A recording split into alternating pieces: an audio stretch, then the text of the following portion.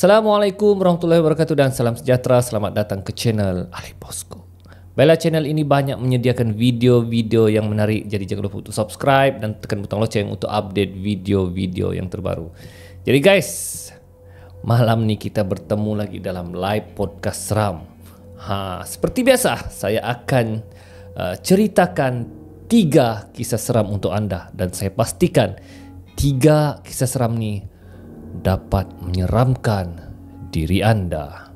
Namun begitu, sebelum saya ceritakan, saya ingin disclaim bahawa semua kisah seram ni hanya hiburan semata-mata. Kalau boleh jangan terlalu taksub, ya, jangan terlalu taksub sehingga kita buat perkara yang luar batasan, hingga kita membuat satu perbuatan syirik, hingga kita buat satu perbuatan yang dianggap kurafat. So, kisah-kisah seram ni hanya hiburan semata-mata. Jadi, jangan buang masa lagi. Jom kita ke kisah seram yang pertama.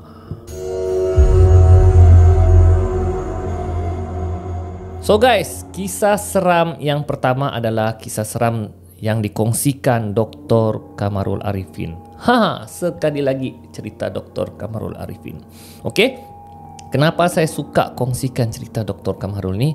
Kerana penceritaan dia, kalau kita baca, kita seolah-olah berada dalam situasi berkenaan. Seolah-olah benda yang diceritakannya tu macam betul-betul wujud berada bersama kita. So sebab itulah saya suka baca daripada kisah seram Dr. Kamarul Arifin. Dan kisahnya pun semua seram guys, seram. Jadi jangan buang masa lagi, jom kita dengar kisah seram di parking mall.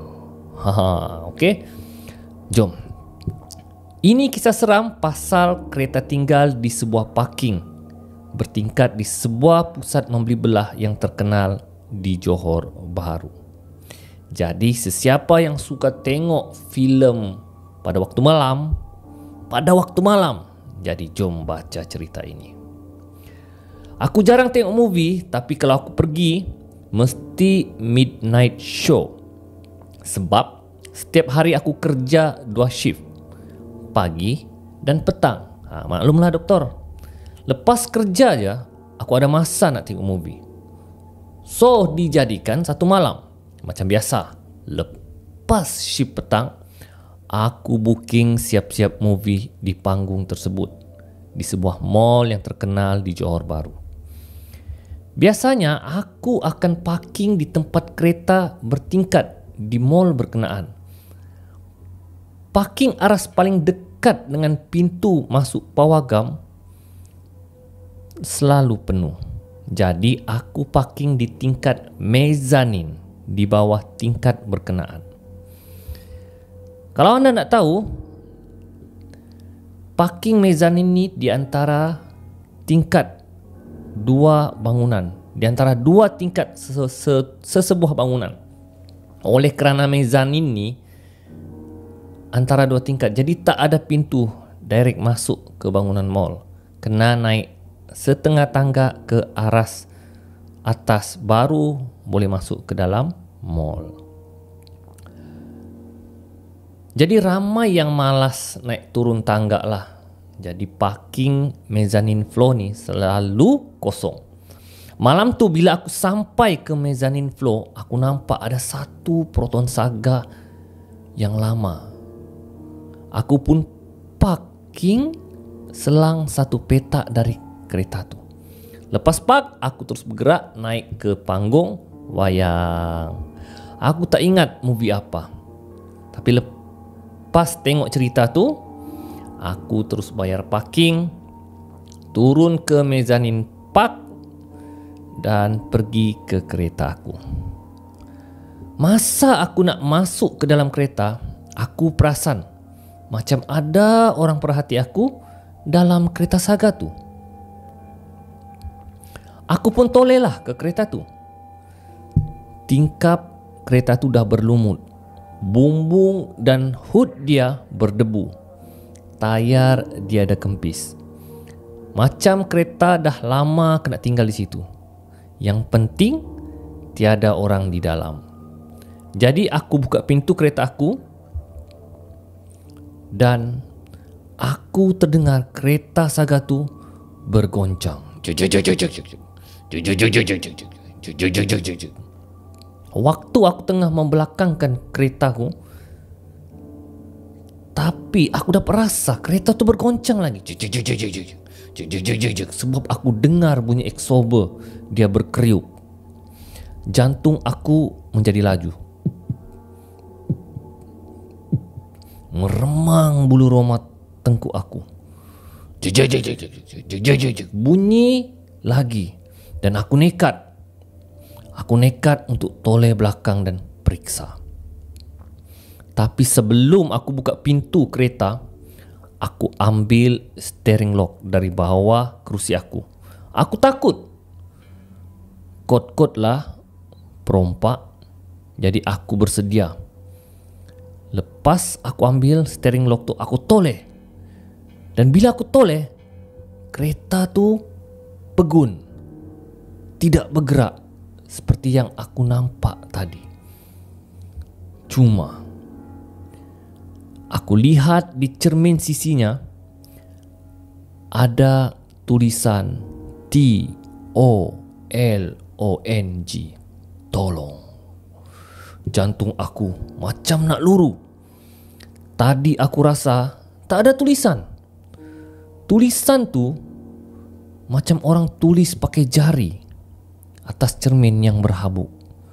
Ke aku yang tidak perasan. Itulah luahan cerita Dr. Kamarul.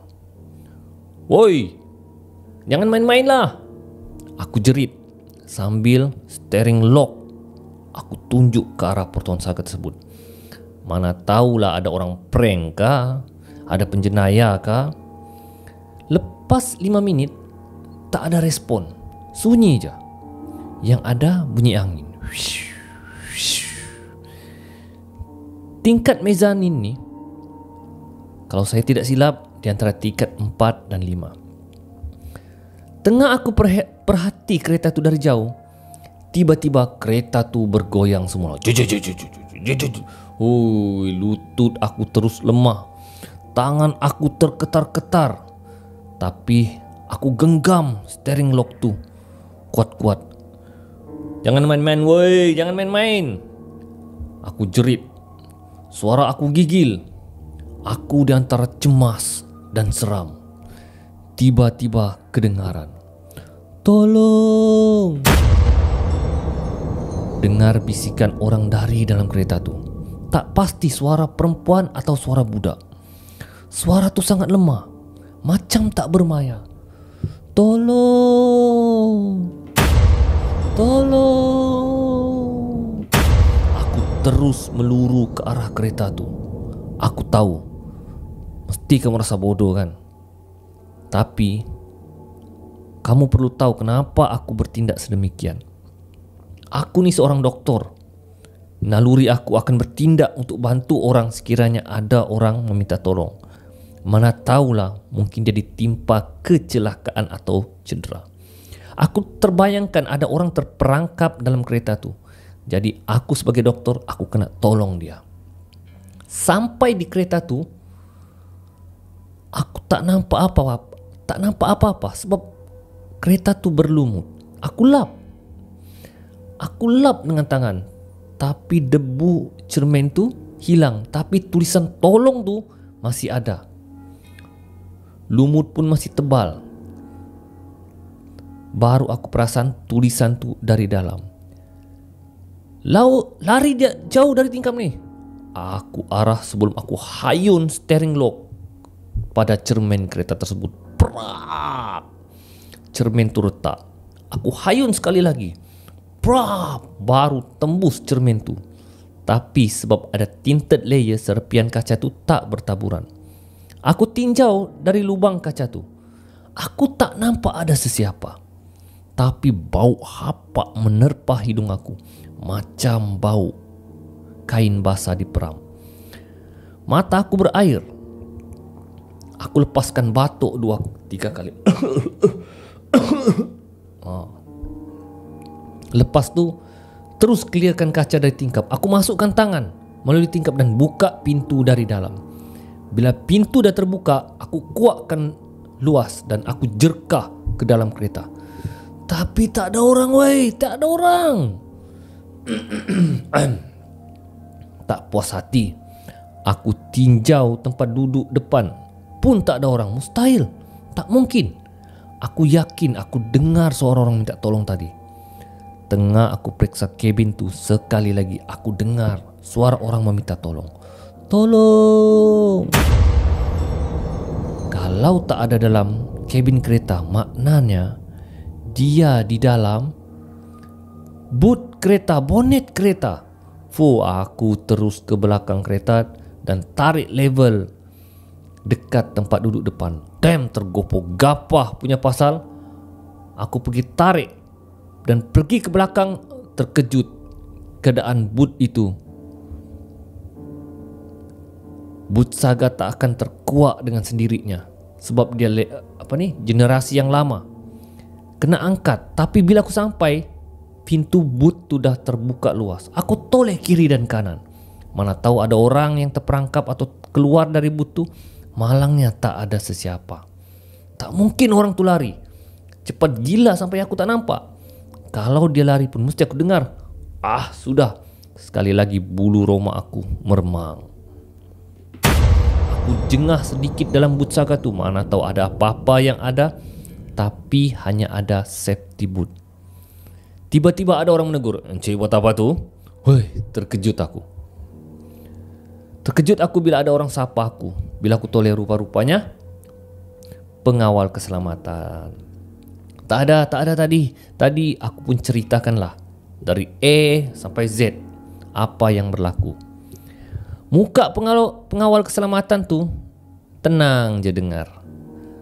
Kemudian pengawal keselamatan tu berkata, kereta ni memang keras. Kita orang pun selalu dikacau. Habis pihak mall tak buat apa-apa kah? Tanya aku. Suspek kereta curi, tapi dah cek dengan polis, tak ada laporan hilang kenderaan. Lepas borak dengan Pak Gad tu, dia pesan jangan parking di situ lagi. Dan dia pesan juga, nanti kalau balik rumah, sebelum masuk rumah, bacalah doa, mandi. Takut-takut benda tu ikut kau pulang. Sampai saja di rumah, aku terus baca ayat kursi dan masuk ke dalam rumah. Tiba-tiba, sebelum aku tutup pintu rumahku, aku terdengar suara orang mengilai.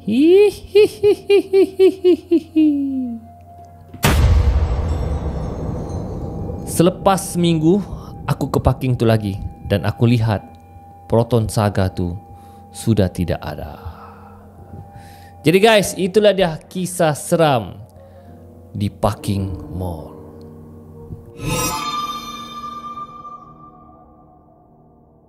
So guys, kita ke kisah seram yang kedua pula, iaitu kisah seram dari Hibatullah Yusuf Al-Hajj yang bertajuk Suara Lift di Hotel Madinah.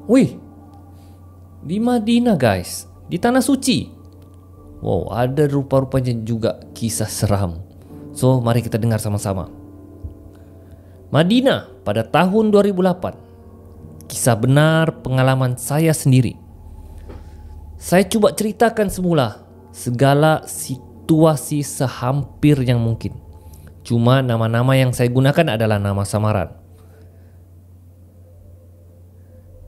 Saya dan isteri adalah kumpulan jemaah haji yang kemudian dari Jeddah kami terus ke Mekah mengerjakan ibadah haji terlebih dahulu. Kemudian barulah kami ke Madinah sebelum pulang ke Malaysia.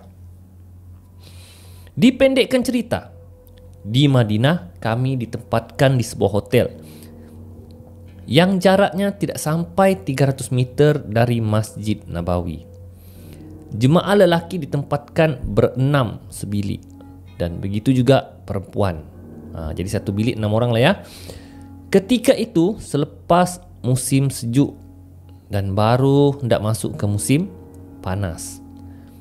Pada saya cuaca masa itu memang selesa untuk melakukan ibadah. Tidaklah terlalu panas dan tidaklah terlalu sejuk apabila berjalan di kawasan-kawasan yang tidak terlindung.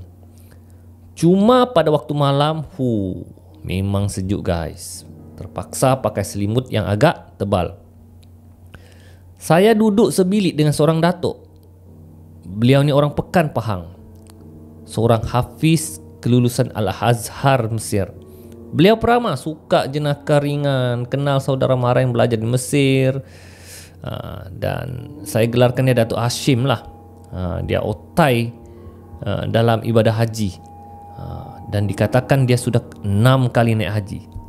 Selain itu beliau juga pernah menjadi hakim musabaqah sebanyak 12 kali. Beruntung aku dapat sebilik dengan dia. Hendak dijadikan cerita, malam kedua kami di Madinah sekitar jam 10 malam.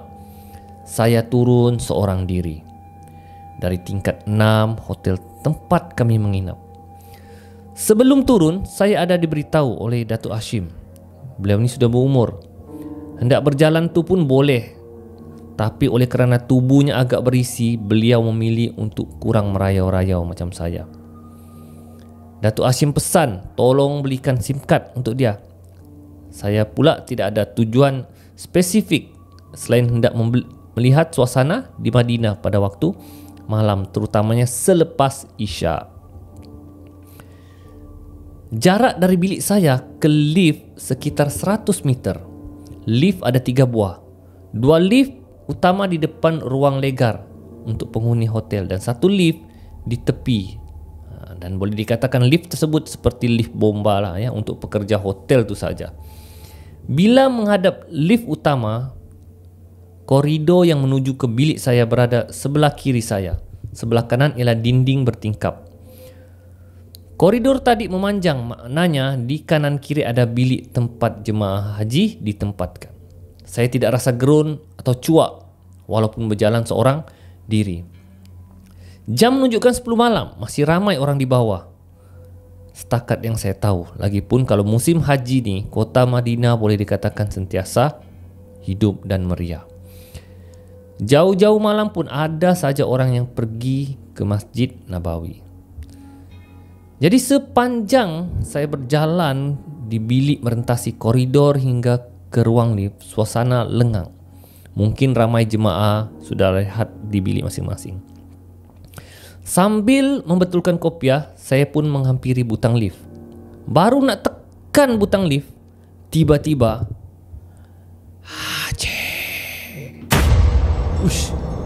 garau dalam benar suaranya, kuat pula tu. Pernahkah anda dengar lagu P. Ramlee ni, katanya, bulan dan juga angin, engkau jadi saksi, bawalah pesanku ini kepada dia yang kucintai. Macam gitulah ton suaranya yang manggil. Saya pun tak tahu macam mana ni. Besar dan macam gigil bunyi. Gerun saya dengar. Terus terang meremang bulu roma saya. Terkejut tak sangka. Yang mula-mula terlintas di pikiran saya, mungkin ada orang nak naik lift bersama saya. Sebab itulah dia panggil, minta saya tunggu. Saya pun berjalan semula menghampiri koridor. Saya perhatikan lorong ke kanan, kemudian lorong ke kiri semula. Tapi tak ada orang yang melintas. Senyap je. Jadi siapa yang memanggil? Kemudian terlintas pula di hati saya, mungkin ada orang tengah servis lift tersebut. Mungkin dia menjerit agar jangan naik lift tersebut. Saya pun menongak sedikit. Ternampaklah seolah-olah ada lubang hitam di pintu lift itu. Saya tak nampak apa-apa dalam lubang itu. Gelap je. Tapi saya tak fikir yang bukan-bukan. Saya masih berdiri di pintu lift tersebut. Tiba-tiba ting, lift sampai. Pintunya terbuka. Ting, tapi tak ada orang. Saya tak layan perasaan. Lagipun di tanah suci, ya, tanah suci, tanah haram, tempat lahirnya para nabi, tempat Nabi Muhammad, makam Nabi Muhammad. Jadi apa nak takut? Jadi saya pun masuklah ke dalam lift dan tekan button ke ground floor. Masa saya nak tekan button tu, tiba-tiba suara terdengar lagi. Woi, terkejut besar aku. Sekali lagi suara tersebut bergema. Aceh, oi. Oh salah. Aku rasa memang ada orang yang servis lift nih. Saya masih berpikiran positif. Kemudian tiba-tiba senyap. Jadi aku bercadang untuk naik lift tepi saja. Sesampai saja turun, mulalah berderetan kedai di hotel tersebut. Setelah membeli SIM card untuk Datuk Hashim, aku pun naik semula ke bilik. Dan apabila sampai lift tu lagi, sekali lagi aku terdengar suara orang memanggil, Aceh. Aku berlari terus segera ke bilik dan menyerahkan SIM card dengan Datuk Hashim. Datuk Hashim pun berkata, terima kasih. Saya pun menjawab, sama-sama. Kemudian saya bertanya, Datuk, apa kau nak jajang? Datuk itu tanya. Tadi masa saya turun lift nak turun ke bawah, saya terdengar suara misteri. Ada orang panggil saya, Aceh. Datuk tu ketawa. Ai, Datuk, kenapa pula Datuk ketawa? Itu tanda dah tak lama lagi lah tu. Tok ni bergurau lah pula.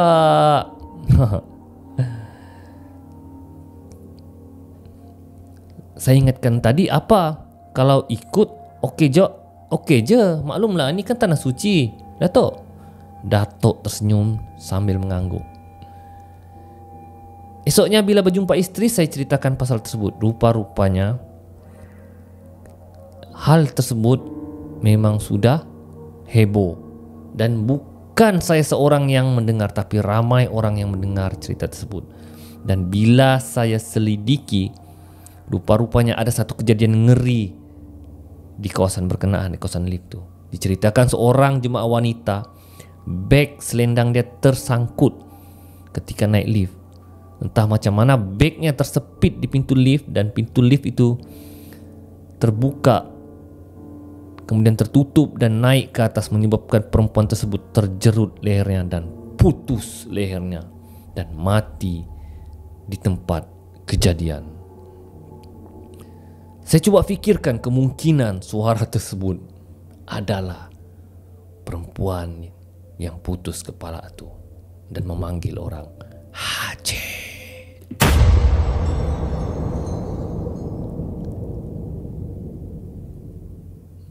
Saya perhatikan semula pintu lift tersebut, namun sudah tidak ada apa-apa lagi dan tidak ada yang pelik.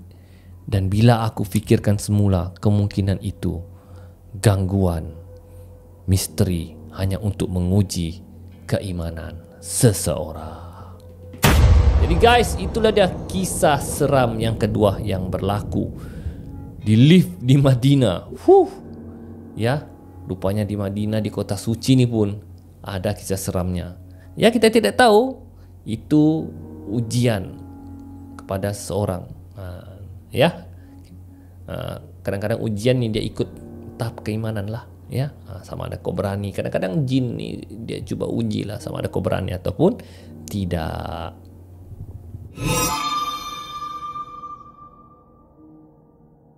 So, kisah seram yang ketiga saya ambil dari buku.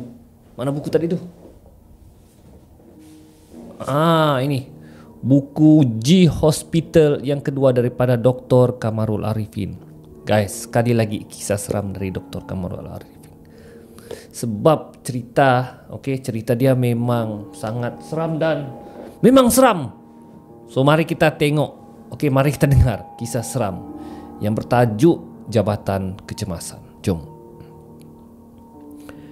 Kring kring. Deringan loceng 3 kali berturut-turut kedengaran. Itu adalah tanda kes kecemasan serius dan kritikal telah tiba di kaunter Jabatan Kecemasan. Biasanya kes yang 3 deringan ni adalah kes yang dimasukkan ke zon merah dan perlukan rawatan kecemasan dengan segera. Dan apa yang saya tahulah, zon 3 ni, zon merah ni, pesakit dia memang sudah tidak sedar. Anis, Kes ni biar aku handle, kau selesaikan dulu kes denggi tu. Peki aku kepada Anis di kaunter zon merah. Tahu doktor tu? Terima kasih, balas Anis di sebalik tirai. Aku ditugaskan di zon kuning, tetapi pada ketika itu tiada pesakit. Maka aku bantulah rakan sekerja aku. Inilah adat berpasukan dalam hospital. Kita mesti cover di antara satu sama lain. Dijadikan cerita, seorang pesakit disorong masuk ke zon merah. Penolong pegawai perubatan mengiringi pesakit dan memaklumkan bahawa penunggang tersebut aksiden dan darah membuak-buak keluar dari paha dia. Dan dilihat ada koyakan di paha pesakit tersebut. Zodi, kau pasang beranulah paling besar. Ran Girafundin, hantar GXM stat, pasang cardiac monitor. Ini bahasa doktor ni. Cardiac monitor yang saya tahu yang untuk tengok jantung lah ya. Berjela-jela arahan aku berikan kepada Zohdi dan jururawat yang membantu aku. Macam lipas kudung kami buat kerja. Namun keadaan pesakit semakin parah. Bisik pesakit. Suaranya terlalu perlahan, tersekat-sekat, sehingga aku dapat menangkap apa yang cuba disampaikannya. Lelaki berumur 50-an ketika kelihatan sangat pucat. Anis, ambil 4 pen darah. Aku terpaksa meminta tolong Anis untuk mendapatkan beg darah dengan segera dari bank darah. Pesakit kehilangan banyak darah dan perlu darah gantian. Hanya doktor yang boleh meminta bank darah. Itu pun setelah diberikan justifikasi yang meyakinkan. Tanpa banyak tanya, Anis terus selesaikan segala urusan dan membantu aku. Bertungkus lumus kami cuba menyelamatkan pesakit tersebut. Suasana di zon merah menjadi hingar-bingar. Dan suara doktor memberi arahan, kau sana, ambil sana, ambil ini, ya. Dan detingan alat perubatan, bunyi pengeram mesin pemantau jantung dan pernapasan. Titit, titit, titit, titit. Begitulah ya. 2 orang doktor, 2 orang penolong pegawai perubatan dan seorang jururawat berhampas pulas menyelamatkan pesakit tersebut sehabis baik. Namun tiada siapa yang dapat menandingi malaikat maut. Apabila sudah sampai ajalnya, ia tetap akan mati. Dan pesakit tersebut pun disahkan mati pada pukul 12.30 pagi. Keadaan di zon merah kembali senyap dan sunyi, dan pesakit tersebut sudah diisytiharkan mati. Namun bukti pertarungan kami masih lagi kelihatan di medan perang. Plastik bag pembungkusan darah bertukar merah bertaburan di lantai. Baju dan seluar pesakit ada di katil. Lopak-lopak darah mencemari lantai. Ahli keluarga pesakit ini ada tak? Entah doktor, saya tak sempat ambil tahu. Kata nurse. Weh, tolong Siti buatkan LO. Lepas tu letak mayat ni ke bahagian forensik.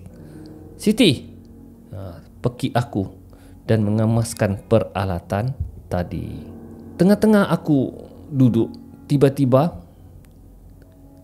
Anis bercakap dengan aku. Doktor, dengar ni doktor.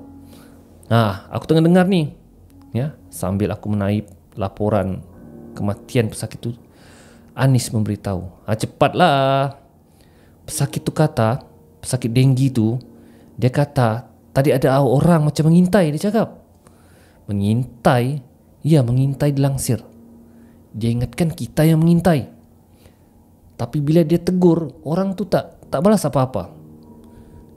Jadi dia cuba panggil kita, tu yang dia teriak tu. Oh, mungkin cleaner kot, kata akulah. Dan bila sudah aku siapkan LO, aku pun berikan kepada Siti. Siti pun mengomellah kerana paksa mengurus mayat pesakit yang sudah meninggal tu. Yalah. Dia pun pergi ke katil pesakit yang meninggal tu, dan tiba-tiba kedegang, kedengaran bunyi berdentum. Kedegang. Berdentam-dentum bunyi yang datang dari hujung katil bertalu-talu. Siti yang sedang berada berhampiran dengan katil itu kelihatan mengundur. Sebelum terjatuh di lantai, kedua-dua tangannya menutup telinga dan wajahnya tunduk, hampir terkena lutut sendiri. Seluruh badannya menggigil. Aku bingkas bangun dari kerusi dan berlari mendapatkan. Kenapa nih Siti? Kenapa? Tanya aku. Kedegang. Aku pun toleh ke katil melihat apa yang membuat Siti takut. Mula-mula aku tak faham apa yang aku lihat. Sungguh tak masuk akal. Tetapi bila aku telah mula memahaminya, bulu roma di seluruh tubuh aku terpacak. Terasa seperti medan elektrik yang menjalar di permukaan kulit. Di atas katil pesakit tersebut, pesakit yang sudah dibalut dengan kain putih sedang duduk melunjur. Dia macam ni baring. Dia bangun begitu. Ya, dia bangun. Woi guys. Dan pesakit itu meronta-ronta minta dilepaskan. Lepaskan aku. Sehingga dia terbaring semula di atas katil. Kemudian dia melintuk, lentok, minta dilepaskan. Lepaskan aku. Woi guys, macam mana pesakit yang sudah mati boleh hidup semula? Dia melentik seperti ikan keli yang berada di darat. Gedegang, bergegar-gegar katil setiap kali dia meronta. Aku tinggalkan Siti dan pergi ke arah pesakit tersebut yang masih berbalut dengan kain putih dan cuba melepaskan diri. Dan bila kami dekati, jantung dia sudah berhenti. Setelah beberapa lama CPR saya cuba buat, kot-kotlah masih hidup. Tetapi dia masih tidak ada nadi dan jantung dia terhenti. Tapi benda ini tidak mustahil. Dan situasi ini dipanggil sebagai fenomena Lazarus. Pesakit itu mengerang, meronta-ronta dengan lebih ganas. Ikatan pada tangannya terlucut. Dia meloloskan tangan dari balutannya. Begitulah guys. Dan dia cuba mencekik aku. Cemas dan gelabah aku jadi. Namun nasib baik aku sempat menangkap pergelangan tangannya. Dan bila aku pegang tangannya, wih guys, sejuk macam ais. Bawa bertenang cik, arahanku kepada pesakit tersebut. Tenang cik. Arahan aku tidak diendahkan. Beberapa saat kemudian Zohdi muncul dan terus membantu aku menenangkan pesakit tersebut. Tidak lama kemudian Anis pula muncul selepas dia membawa Siti ke tempat lain. Tergamam Anis melihat apa yang berlaku. Keras dia buat. Berdiri saja melihat Zohdi dan aku bergelut dengan pesakit tersebut. Lepaskan aku. Woi guys, orang mati hidup balik guys. Anis tersedar dari kekhayalannya dan terus membantu aku dan Zohdi. Balutan kain putih sudah terurai ikatannya. Kaki dan tangan pesakit tersebut terpaksa memanggil beberapa orang lagi untuk menahan pesakit tersebut. Beberapa staf membantu kami untuk menghambat pesakit tersebut pada pagar katil untuk mengelakkan pesakit tersebut mencederakan diri dia. Aku nak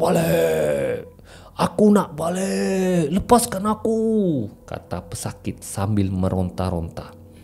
Staf zon merah semua berdiri mengelilingi katil pesakit tersebut pada jarak yang rasa diselamatkan.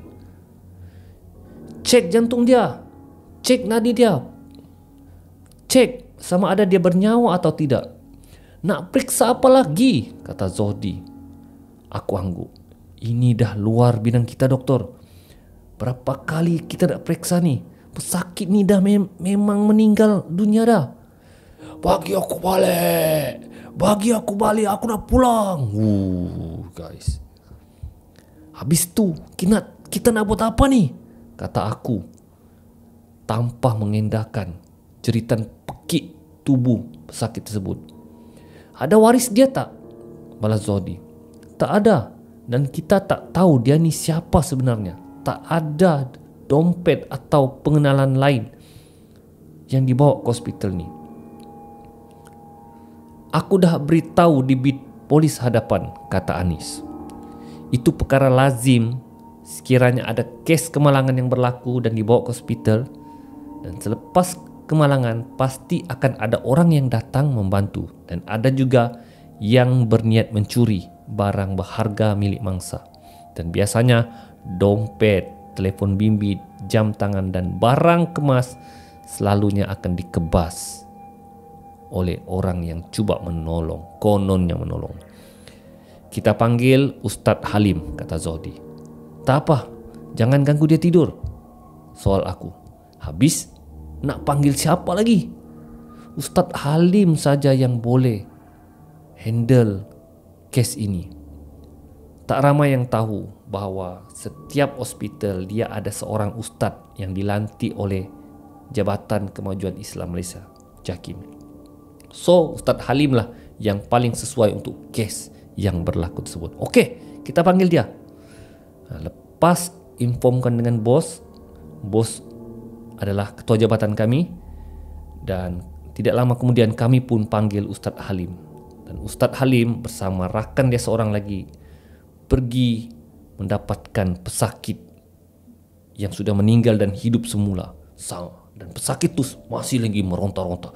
Lepaskan aku nak balik. Selepas itu Anis menyuruh aku saja yang membantu Ustadz Halim. Dia dan Zodi akan nyambung tugas mereka di zon merah dan akan bantu cover di zon kuning. Mungkin Anis takut hendak terlibat dalam proses pengusiran itu nanti. Aku setuju saja dengan cadangannya. Ini kali pertama aku melihat proses pengusiran Saka secara langsung. Berdebar-debar juga aku melihat pengusiran itu. Ya, hai Saka, keluar kau dari badan ini. Wahai Saka, sebelum aku seksakan kau dengan doa-doa yang bakal aku baca. Begitulah Ustadz Halim tu. Doktor tu berdebar lah, ya. Siapa nama kau? Kata Ustaz tu. Busra. Busra? Seriuslah? Kata Anis. Anis memandang Zodi. Muka mereka terkejut. Kenapa? Korang kenal kah? Kita orang dah tahu nama pesakit yang meninggal ni, doktor. Polis berjaya trace identiti dia. Dan berdasarkan pendaftaran motor dia dan keluarga mereka sudah dihubungi, dan nama dia bukan Busra tapi Sulaiman. Jadi Busra ni siapa? Kata doktor. Anis beritahu, Busra ni adalah nama pesakit yang kena denggi ni, doktor. Bukan dia. Dia bukan Busra. Ahmad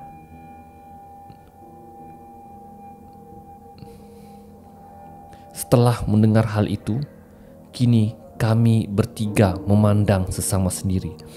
Pelbagai andaian berlegar di dalam minda kepala kami. Adakah benar Tuan kepada makhluk itu adalah pesakit denggi tersebut, atau kami hanya dipermainkan oleh pesakit yang meninggal itu? Entahlah, tak larat kami fikirkan. Agak mustahil pesakit yang sudah meninggal boleh tahu nama pesakit denggi, sedangkan dia sudah nazak. Kami pun tidak nampak mereka berkenalan antara satu sama lain di zon kecemasan tersebut. Jadi, macam manakah mayat yang sudah mati boleh tahu nama pesakit denggi si Busra? Dan kemungkinan berdasarkan apa yang doktor tu lihat kemungkinan itu adalah saka pesakit dengki yang bernama Busra itu dan telah masuk ke dalam badan pesakit tersebut. Apa-apapun perkara yang penting sekarang, kami perlu buat laporan tentang kes berkenaan. Jadi guys, itulah dia kisah seram yang ketiga. So guys, setakat itu saja kisah seram saya kali ini. Terima kasih kerana sudi menonton live podcast seram Ali Bosku. InsyaAllah kita akan berjumpa lagi di video akan datang. So, sekali lagi saya disclaimer tentang kisah seram ni, jangan kita terlalu taksub hingga kita membuat perkara yang salah, perkara yang kurafat dan perkara yang syirik. Jadikan pengajaran kepada perkara yang baik. Yang baik kita ambil, yang buruk kita buang. Jadi setakat itu saja kisah seram saya. Kita akan berjumpa lagi di video akan datang. Jadi guys, kalau anda minat dengan cerita ni, kisah seram ni, share dengan rakan-rakan anda. Jumpa lagi. Ali Bosku. Assalamualaikum.